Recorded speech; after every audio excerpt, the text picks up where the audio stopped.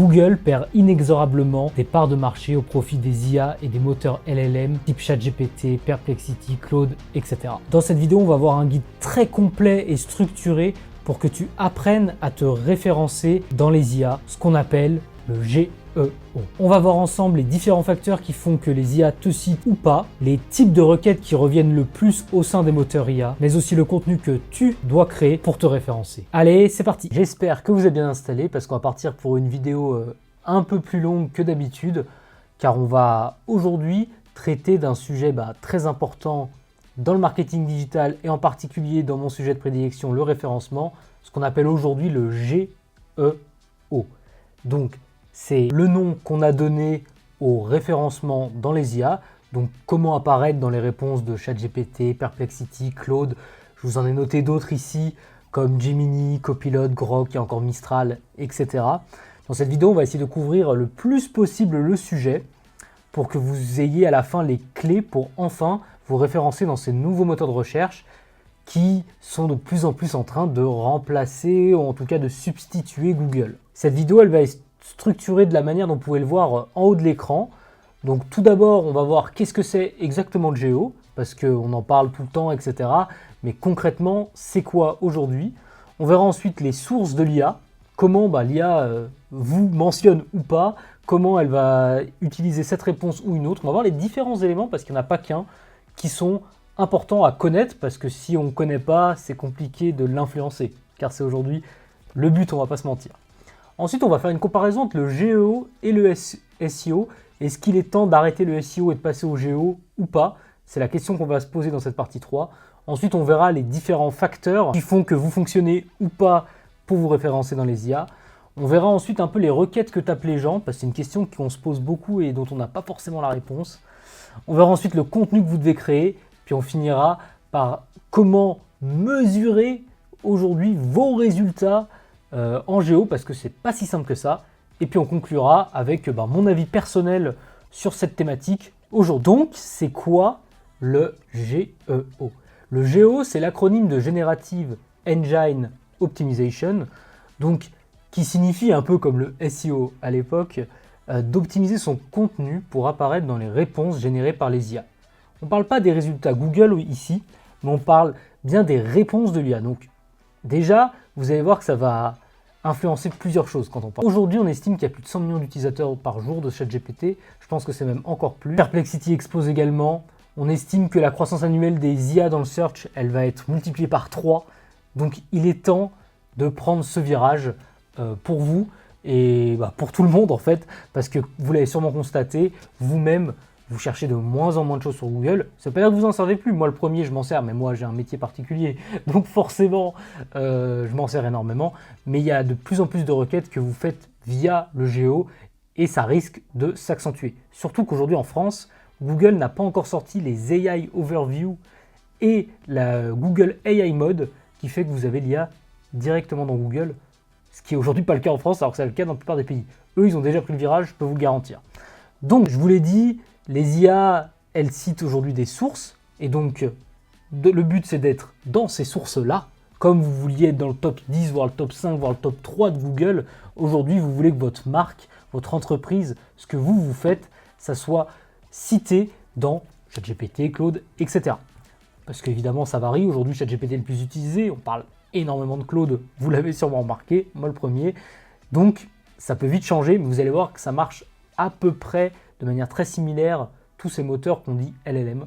L'avantage du GEO aujourd'hui, c'est que le terrain, il n'est pas vraiment saturé, en tout cas pas autant que Google sur certains sujets. On va voir qu'on va pouvoir manipuler un petit peu et faire en sorte que votre marque ressorte avec certaines stratégies. Aujourd'hui, la plupart des créateurs de sites, des éditeurs de sites, ils n'optimisent pas encore pour les IA, ils n'ont pas trop compris. Déjà que beaucoup n'ont même pas compris le SEO, alors je vous le dis pour le GEO, il n'y a personne, c'est vraiment très compliqué. Donc si vous démarrez aujourd'hui, vous allez évidemment avoir un avantage compétitif immédiat, car on va le voir, ça ne veut pas dire qu'il faut tout sacrifier pour l'IA, on va en reparler plus tard, mais ça risque d'être un avantage compétitif important pour vous. Et si aujourd'hui peut-être que Google est encore devant dans plein de domaines, il y a aussi plein de domaines où de plus en plus les gens recherchent par IA, dans certains secteurs ça va dépendre évidemment, mais si aujourd'hui quand on tape quel est le meilleur plombier à Lyon, c'est vous qui ressortez, je pense que ça va vous amener pas mal de business. Donc c'est important. L'analogie qu'on peut faire, c'est donc que le GEO, c'est comme le SEO en 2005. En fait, personne ne le faisait, et ceux qui avaient compris, ils ont pu dominer des niches entières. Et moi qui travaille dans le SEO, je peux vous dire que le SEO, ça peut lancer des business. Donc c'est un truc de malade. C'était encore, je pense, plus un truc de malade en 2005. Mais moi, en 2005, j'étais vraiment... j'avais même pas 6 ans. Donc voilà, le but, c'est de rapidement comprendre comment ça marche. C'est ce qu'on va voir dans cette vidéo. Pour ensuite être potentiellement un des premiers à être bien dans votre secteur et à pouvoir dominer pour les années à venir. Donc voilà pour ce que c'est le GEO et quelle est l'importance pour vous aujourd'hui. Ensuite, nous allons avoir les sources. C'est quand même ce qu'on cherche à être. On cherche à être dans les sources de l'IA. Donc comment les IA, aujourd'hui, elles choisissent leurs sources? Il y a trois choses principales qui vont faire que les IA vont citer telle ou telle source. Tout d'abord, c'est les données d'entraînement de l'IA. Et c'est un secret de polichinelle pour nous les SEO, mais pour beaucoup d'autres, peut-être moins. C'est que les IA, elles se basent énormément sur le moteur de recherche classique, comme sur Bing ou Google. Donc, si votre contenu, il n'est pas indexé sur Google, il n'est même pas dans les données d'entraînement de l'IA. Donc, vous n'avez aucune chance d'être mentionné par l'IA. Donc, pour vérifier si vous êtes indexé sur Google, si vous ne le savez toujours pas, vous faites site 2 points sur Google avec votre site. Et là, vous voyez toutes les pages qui sont indexées sur Google, dont celles qui sont dans les données d'entraînement de l'IA. Il y en a plein. Vous pouvez le voir sur mon site. On aura même les sous-domaines. Par exemple, on a lancé des outils SEO où justement, vous pouvez aller voir l'indexation avec nos petits outils si vous voulez. Mais vous allez avoir, bref, toutes les pages qui sont indexées sur Google. Si vous voulez vérifier une page en particulier, tout simplement, je ne sais pas, on va aller là sur cas client, on va les prendre et on va faire site 2 points sur cette page en particulier. Et vous voyez qu'il y a les différentes pages clients qui sont indexées. Vous voyez d'ailleurs qu'elles ne sont pas toutes indexées, donc il faudrait faire un petit travail là-dessus. Toutes les pages, donc ils commencent comme ceci, et elles sortiront là. Si vous n'avez rien, par exemple, ça fera ce. Voilà. Là, ça veut dire que c'est pas indexé. Reprenons où on en est. Donc, ça, c'est la première méthode des IA pour avoir donc du contenu qu'ils vont citer. La deuxième, c'est ce qu'on appelle les RAG. En fait, les IA vont récupérer des pages en temps réel pour compléter leurs réponses. Et donc, en fait, ce RAG, c'est des bases de données très importantes, là où l'IA va aller chercher, en gros, des réponses. Donc, au fur et à mesure, ils vont rentrer donc toutes les données pour les IA dans ces énormes RAG, donc ChatGPT, OpenAI, etc. Et il faut absolument que vous soyez là-dedans, donc parce que ça va compléter leurs réponses. Ils vont scraper Google en temps réel, ou pas justement, ou aller directement chercher dans les RAG. Et la dernière chose, c'est la répétition des citations. Donc c'est bien d'avoir votre site qui est indexé, etc., que l'IA allait pu voir. Mais ce qui est encore mieux, c'est si on mentionne votre nom plein de fois. En fait, on mentionne votre nom sur votre site, ok super, mais également dans des journaux, également sur d'autres sites web, sur des petits blogs, s'il y a des chaînes YouTube, etc. Et donc ça nous emmène à la dernière chose qui est très importante, c'est le EAT. Vous en avez sûrement entendu parler si vous étiez familier avec le SEO. Mais donc l'EAT, c'est très important. C'est en gros comment Google juge votre marque. Est-ce qu'elle est connue? Est-ce qu'elle est reconnue? Est-ce qu'elle a de l'autorité, etc. Donc ça, il a plein de techniques qu'on va peut-être pas détailler ici, mais qui sont très importantes. Et donc, l'IA va encore plus loin là-dessus. Forcément, vous l'aurez compris. Et donc, c'est un critère essentiel. Et donc, ça va forcément être de plus en plus dur si vous n'avez pas une marque forte de vous implémenter. C'était déjà de plus en plus dur en SEO, même si ça marchait encore un peu. Dans les IA, c'est encore plus difficile. Évidemment, ça va dépendre des niches. On est d'accord que dans certaines niches, ça va être beaucoup plus facile. Ensuite, les 3 types de requêtes IA, on va dire classiques, qui ressortent le plus souvent. Donc, quel est le meilleur outil ou prestataire ou etc. pour telle chose? Ça, c'est vraiment le type de requête que beaucoup de gens tapent. Donc, quelle est la meilleure agence SEO à Bordeaux, quel est, etc. Quel est le meilleur plombier à Paris, etc. Vous allez avoir plein de choses comme ça. C'est des requêtes que les gens tapent beaucoup. On va voir ensuite comment on peut se servir de ces requêtes pour justement ressortir dedans, nous. Ensuite, des recommandations. Recommande-moi une solution pour un nouveau logiciel, etc. Bref, vous l'aurez compris. Et ensuite, on va voir les sources. Donc, les gens vont demander des sources fiables sur ce sujet.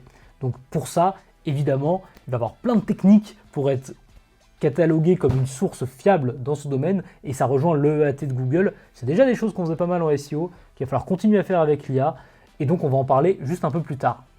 Maintenant, est-ce que GEO remplace le SEO? La question dont beaucoup parlent, Si vous traînez sur LinkedIn et que vous êtes familier avec ces sujets, vous avez vu des sacrées conneries, je pense, mais bref, la réalité, c'est que non.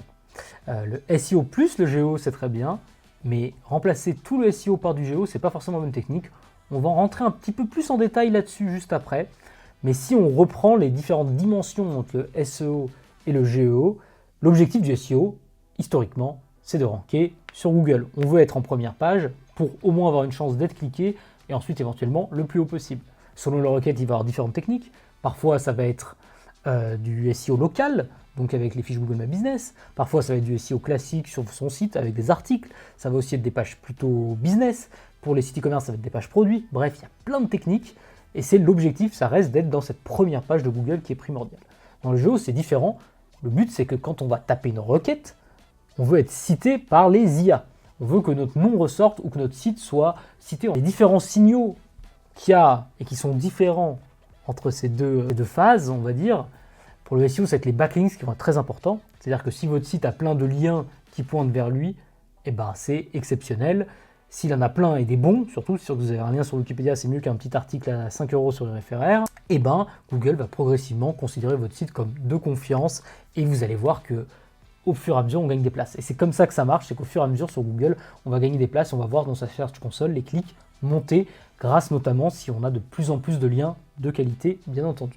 Évidemment, après il y a toute une question de performance qui est important en SEO, évidemment. Ensuite, en GEO, pas si éloigné, vous allez le voir. Évidemment, il y a toute la structure, donc le HTML doit être très bien structuré pour que l'IA le comprenne immédiatement, parce que l'IA, c'est du code.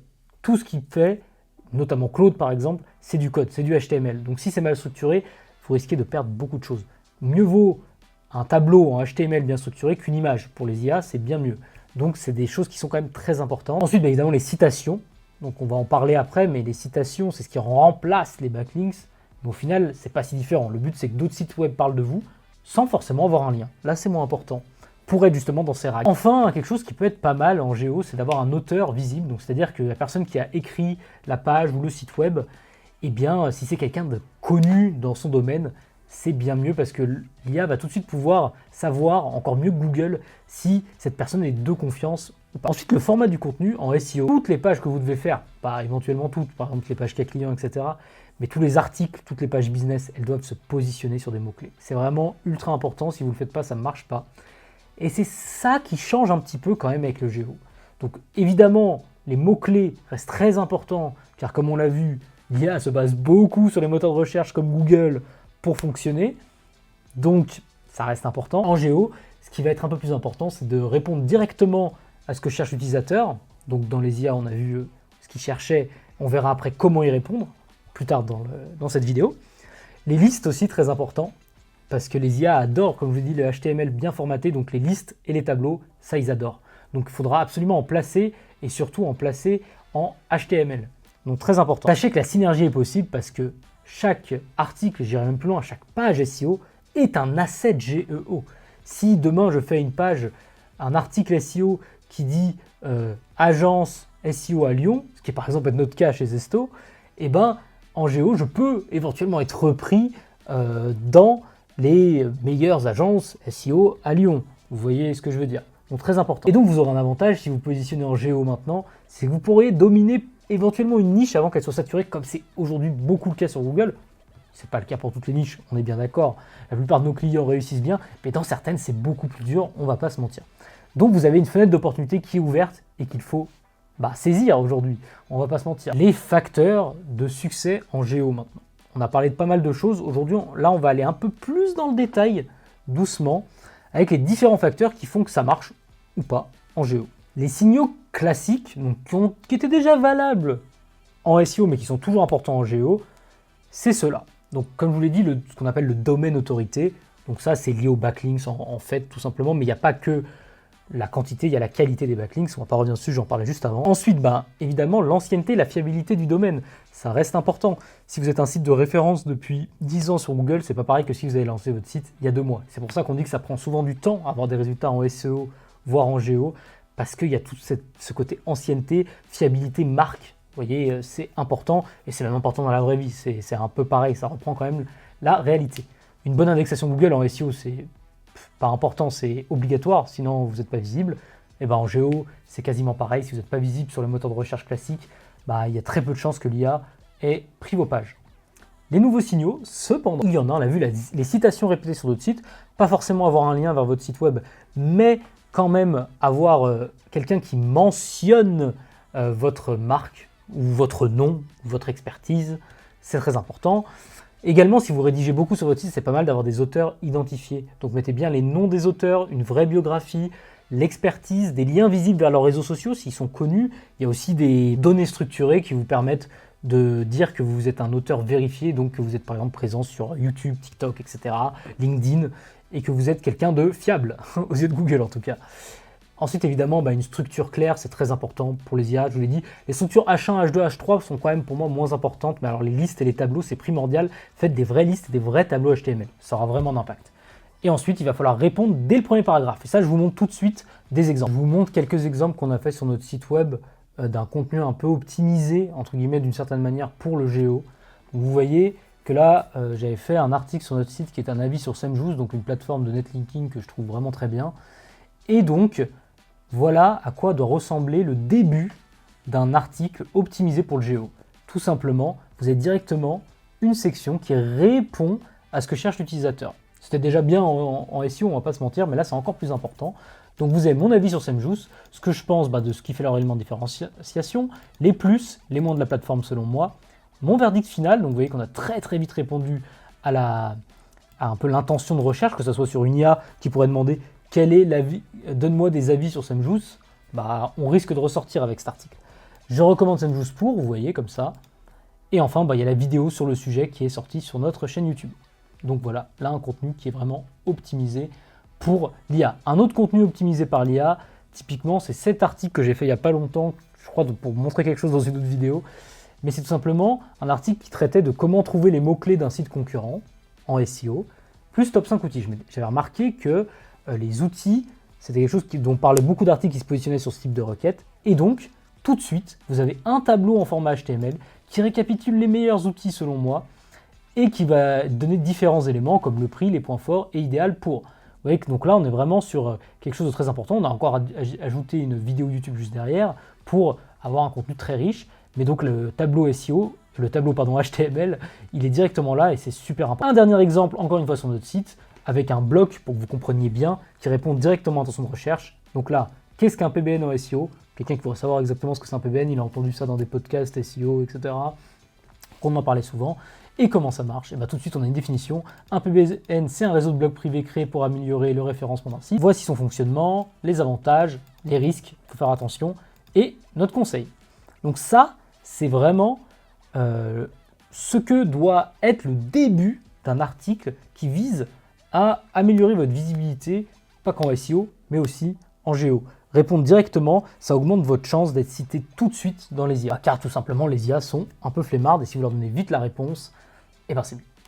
Donc voici la structure idéale d'une page géo que je vous ai mis juste ici. Donc vous l'avez, le titre exact correspondant à la requête IA visée. Donc comme on l'a vu, par exemple, quel est le meilleur outil pour, c'est la requête IA que vous visez. Donc quel est le meilleur CRM pour une entreprise de 50 personnes, imaginons requête IA ultra précise. Quel est le meilleur outil CRM pour une équipe de 50 personnes? Ça doit être votre titre principal. Réponse directe en 2-3 phrases. Il y a plus, je ne sais pas, par exemple, HubSpot et Brevo semblent être les meilleurs CRM pour une équipe de 50 personnes. Retrouvez notre comparatif détaillé ici. Là, vous avez un truc super. Ensuite, parce que vous avez répondu directement à ce que recherche la personne, et l'IA, du coup, va vite lui donner la réponse. Parce que là, vous avez le titre parfait, etc.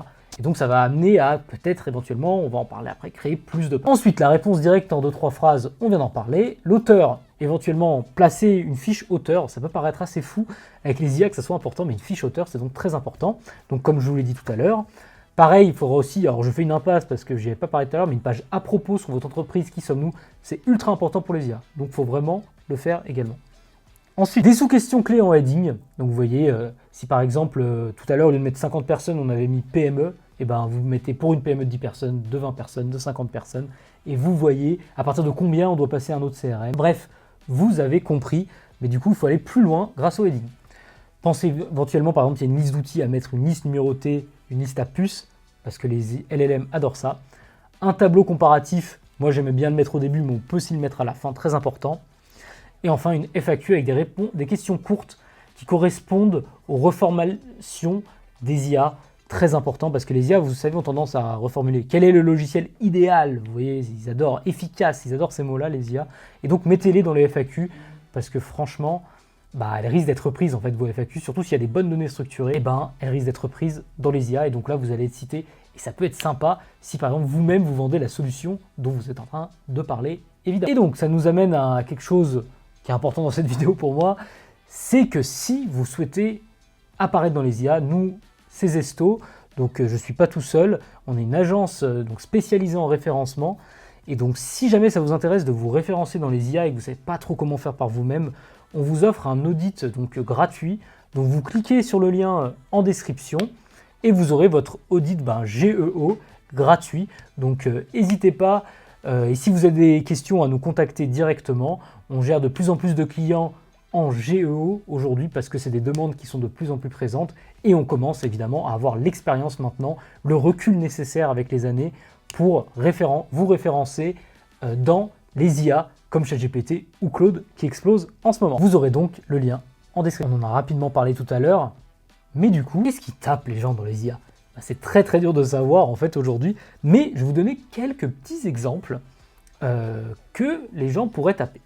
Donc un exemple concret, quel est le meilleur CRM pour une PME en 2025? Bon là, 2025 c'est passé, c'est fini, mais ça pourrait être quelque chose que les gens tapent en 2026, en 2027, en 2028. Et donc c'est important d'avoir ce type de contenu, dont on va parler juste après, pour être cité. Donc par exemple, la réponse de ChatGPT pourrait être HubSpot est souvent recommandé, pas pour les PME, car en fait il est facile à intégrer, il n'est pas très cher, etc. Ce qui n'est pas se libérer pour HubSpot. Mais bref, vous avez compris, ça c'est vraiment une requête que les gens tapent. Pour l'instant, posez-vous aussi les questions, qu'est-ce que vous tapez sur les IA? Donc très important, mais vraiment quel est le meilleur dans un domaine, que ce soit en prestataire, de service, ou dans n'importe quel métier, quel est le meilleur plombier du 6e arrondissement à Paris? Vous voyez, typiquement, quelqu'un pourrait taper ça. Compare HubSpot et Salesforce. Autre type de requête très utilisée, la comparaison. Donc là, pour les SaaS, c'est vraiment très important. C'est pour ça que tous les SaaS ont, allez sur leur site, leur SaaS à eux versus leurs concurrents. Ils font tous ça, ils le font avec tous leurs concurrents. C'est tout simplement déjà que sur Google, c'était important, mais alors dans les IA, c'est incroyablement important. Donc voilà, donc là, on a vu deux requêtes qui sont très business, donc qui vous rapporteront vraiment du business, donc vraiment des clients, des leads, etc. Donc il faut absolument optimiser votre site pour ça. Troisième élément, quelque chose d'un petit peu plus, cette fois, moins business, plus informationnel. Ça pourrait être comment faire du marketing automation en B2B.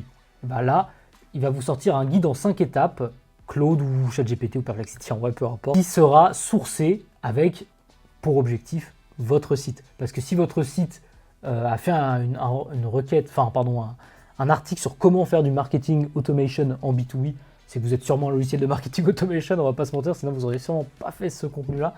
Et donc c'est très important car vous risquez d'être cité. Et au-delà, on parlait de ça tout à l'heure, mais vous allez augmenter votre EEAT et donc votre autorité dans un domaine très précis, qui est de plus en plus important aujourd'hui avec ces moteurs IA. Donc comment vous pouvez tester? C'est pas très compliqué, hein. Vous ouvrez ChatGPT ou Perplexity en navigation privée par exemple, vous tapez les requêtes de votre niche, donc vous pouvez prendre ces templates-là, hein.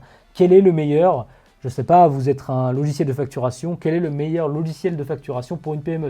Regardez si vous êtes, compare votre nom à vous et le nom d'un concurrent, par exemple si vous êtes un e-commerce, si vous êtes un SaaS, encore une fois, très important. Donc il va falloir que vous traitiez en gros les résultats des IA comme une SERP classique, comme sur Google, et que vous alliez voir qui est le plus cité.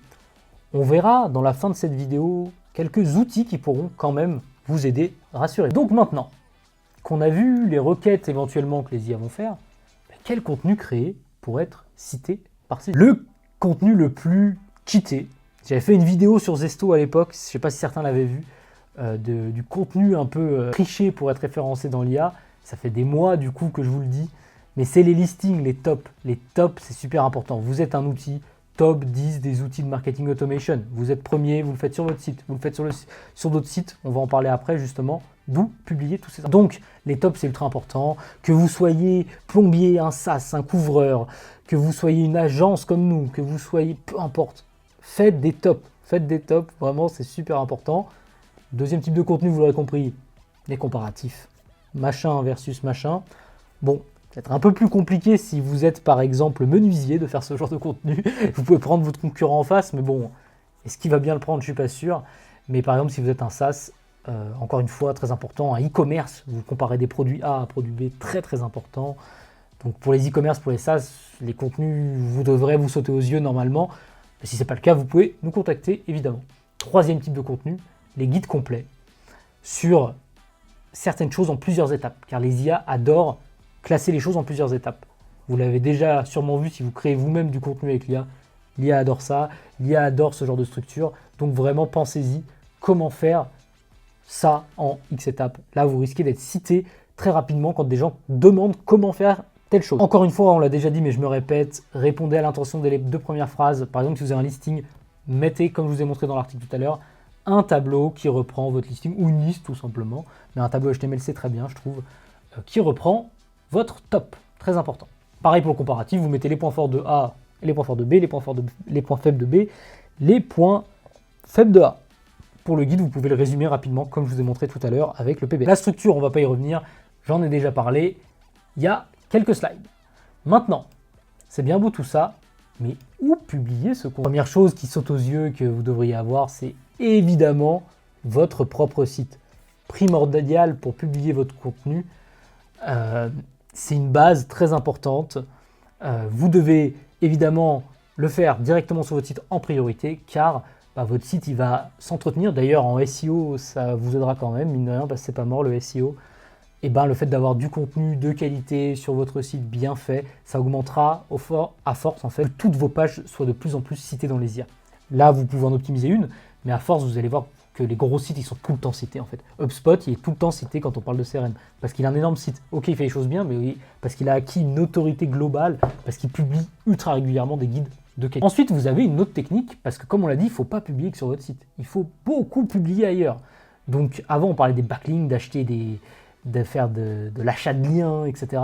Aujourd'hui, on va toujours acheter des articles invités, mais on n'a pas besoin d'avoir de liens. Et des fois, ça peut être cool pour certains sites qui n'acceptaient pas de faire des backlinks, et ça peut être compréhensible d'ailleurs. Mais aujourd'hui, vous pouvez juste leur demander de parler de votre marque. Et du coup, ça coûtera peut-être moins cher, je ne sais pas, mais ça peut être super intéressant. Et le bénéfice exact, et ce qu'on préconise et qu'on fait pour tous nos clients, c'est d'à la fois faire une citation géo, mais aussi un backlink SEO. Parce que là, justement, vous allez monter dans les résultats de recherche Google, et ok, c'est bien pour le SEO, mais comme on l'a vu et que je vous l'ai déjà dit 5 fois, Google et Bing et les moteurs de recherche classiques, qui fonctionnent donc grâce au backlink pour faire leur classement, sont des sources très importantes pour les IA, et je pense même que c'est la source numéro 1. Donc, il va falloir continuer à acheter des liens ou à faire de l'échange d'articles invités, etc. Il n'y a pas que en achetant qu'on en trouve, mais c'est une technique comme dernière solution. Et là, c'est une solution plus avancée que nous, on met en place de plus en plus, c'est les réseaux PBN. Donc vous allez avoir plein de sites qui ont été créés pour amplifier la répétition des citations sur le web. Donc nous, si vous passez par nous directement, on a un réseau PBN où on va pouvoir vous faire des citations, et c'est un gros avantage comparé à si vous ne passez pas par une agence de qualité. Donc nous, ça va être un de nos principaux arguments, c'est d'avoir ce réseau PBN qui va permettre de faire des citations, mais aussi des backlinks pour vos sites, enfin pour votre site ou vos... La logique du coup que, comme je vous l'ai dit, je privilégie, c'est de faire les deux à la fois pour à la fois augmenter vos résultats en géo, mais aussi évidemment en SEO. Et donc voilà où vous devez publier vos contenus. Évidemment, pour choisir les sites, il y a besoin d'une expertise. J'ai déjà fait d'autres vidéos, dont une sur cette chaîne par exemple où je parlais du netlinking SEO. Ça rejoint un peu ça. C'est bien beau de publier plein d'articles invités, mais si c'est sur des sites pourris, ça va avoir un résultat sûrement, pas de résultat sûrement, voire même un résultat néfaste pour votre site. Donc il faut faire très attention. C'est un domaine où il faut plutôt quand même être assez calé sur le sujet, car vous risquez de faire des bêtises si vous le faites vous-même et que vous n'êtes pas assez expérimenté. Donc voilà sur où publier votre contenu. Enfin, maintenant, je vous en ai rapidement parlé, mais comment tester, itérer et mesurer ces résultats en géo, car c'est quelque chose qui n'est pas facile. Évidemment, quand vous voulez faire des tests vous-même, c'est comme avec Google, vous allez en navigation privée, parce que si vous demandez avec votre ChatGPT par exemple, il a toute votre historique. Si vous êtes connecté déjà aussi, soyez pas connecté évidemment. Il a tout votre historique et du coup il risque d'influencer très fortement ses réponses, ce qui est bien quand on l'utilise au quotidien. Mais quand vous voulez voir à peu près ce qu'aurait quelqu'un de normal, allez en navigation privée. Si vous n'êtes pas cité, qu'est-ce qu'il y a à faire? Tout ce qu'on vient de voir. Par exemple, rajouter des petites phrases très rapidement en intro, un tableau si vous avez fait un top. Évidemment, patienter, parce que ça met longtemps. Et le plus important, c'est évidemment de renforcer les citations. Et ça se fait pas en 2 jours. Et justement, ça rajoute sur mon dernier point, comme le SEO, les résultats, ils prennent au moins 3 à 6 mois selon la niche. Vous pouvez avoir des résultats rapides si vous êtes dans un domaine peu concurrentiel. Et si vous êtes dans un domaine plus concurrentiel, ça peut prendre beaucoup plus longtemps. Donc, le cycle d'itération, vous l'avez compris. Mais par contre, les outils, on en a 2 que je vous présente. Le premier, je vois pas mal de gens en parler. C'est pas mal, c'est le AI Performance. En fait, quand vous allez dans la Bing Webmaster Tools, vous allez voir vos citations dans Copilot, qui est donc un chat GPT qui est intégré à Bing. Et vous pouvez voir le nombre de citations, le nombre de pages citées que vous avez chaque jour, ce qui est pas mal. Vous avez également les queries, donc ce que ont tapé les gens pour trouver votre site dans Copilot. Je ne vais pas vous les montrer là à moi. Donc on va pas aller regarder ça, et vous avez également les meilleures pages. Donc c'est pas mal, mais je trouve que c'est pas encore extraordinaire de mon côté. Moi j'ai trouvé un outil qui est vraiment sympa. Il s'appelle Query, donc il a un certain coût cet outil, mais en gros, il va vous permettre de voir, de vous-même taper vos prompts et voir qui est cité. Si jamais vous voulez aller plus loin là-dessus, vous pouvez même mettre vos concurrents, c'est super. Je fais une vidéo qui s'appelle Comment mesurer ses résultats en géo, et on reparle de ces 2 outils et d'autres. Donc si ça vous intéresse, je vous encourage à aller la voir parce que du coup on rentre dans le détail de cet outil que je trouve vraiment très sympa, moi en tout cas, aujourd'hui. Donc je vous conseille d'aller la voir et éventuellement de tester au moins cet outil. Il coûte un petit peu d'argent, c'est vrai, mais il est vraiment sympa. Et donc on arrive enfin, j'ai envie de vous dire, à cette conclusion. Ma recommandation, c'est évidemment de coupler Géo et SEO. Si aujourd'hui, vous faites du SEO depuis un moment, que ça marche correctement, déjà, ne vous affolez pas. Commencez le Géo par contre, ne mettez pas 1000 ans à rien faire, mais si vous faites du SEO, vous avez déjà fait une partie du travail, vous l'avez vu, les IA, les LLM se basent énormément sur Google, donc vous êtes déjà dans le bon. Il est juste temps de passer le cap et d'aller un peu plus loin que de continuer à faire ce qu'on fait depuis 2010. Donc il est temps d'aller plus loin. Néanmoins, si aujourd'hui, vous n'avez pas commencé votre référencement et que vous partez directement en Géo, on vous préconisera toujours de faire une stratégie SEO classique au début et de faire les 2 en même temps avec des citations. Évidemment, le contenu, par exemple, qu'on va faire sur d'autres sites sera beaucoup plus orienté pour les IA. Comme je vous l'ai dit, il y a d'autres techniques directement sur votre site, répondre rapidement à l'intention avec un petit bloc, mettre un tableau HTML, ça c'est des choses qu'il faut absolument faire. Le Géo, il se structure plus en 2025, mais il en est même maintenant en 2026, 27 et 28, beaucoup plus avancé. Et donc vous devez maintenant plus prendre de l'avance, mais c'est indispensable aujourd'hui de faire ce qu'on vient de dire. Sinon vous allez finir par mourir. Imaginons que demain, les IA changent complètement leur système et se basent beaucoup moins sur Google. Si vous avez fait que du SEO, ça risque d'être la mort pour vous. Donc, le plan d'action, si on récapitule, c'est d'identifier les requêtes IA de votre niche. En navigation privée, on a vu des templates un peu de requêtes. Partez là-dessus, vous aurez déjà une très bonne base. Créez donc des listings justement en partant sur requêtes, des comparatifs, des guides avec notre template que je vous ai présenté tout à l'heure. Publiez sur votre site, oui. Publiez sur d'autres sites pour être cité, des tops, évidemment. Vous avez un réseau de sites ou vous avez une agence comme nous qui en a un, c'est mieux. Vous allez aller tester du coup avec un peu les outils dont on a parlé et sûrement d'autres qui vont arriver, évidemment, au fur et à mesure. Quoi qu'il en soit, si vous avez besoin d'accompagnement, passez par le lien en description, ça ne vous engage à rien et c'est totalement gratuit. Et on pourra peut-être ensemble augmenter votre référencement dans les IA. En tout cas, moi c'était Anthony, j'espère que la vidéo vous a plu et que ça va vous aider à vous référencer avec nous dans les IA. En tout cas, si c'est le cas, n'hésite pas à laisser un like sur cette vidéo et à t'abonner à la chaîne, ça me soutient à continuer à vous produire du contenu gratuitement. Et puis tu auras également une formation gratuite si tu veux commencer le SEO en description. Je le dis que pour ceux qui sont restés jusqu'à la fin parce que c'est aussi 100% gratuit. Quoi qu'il en soit, moi je te dis bonne fin de journée ou une bonne soirée. À la prochaine!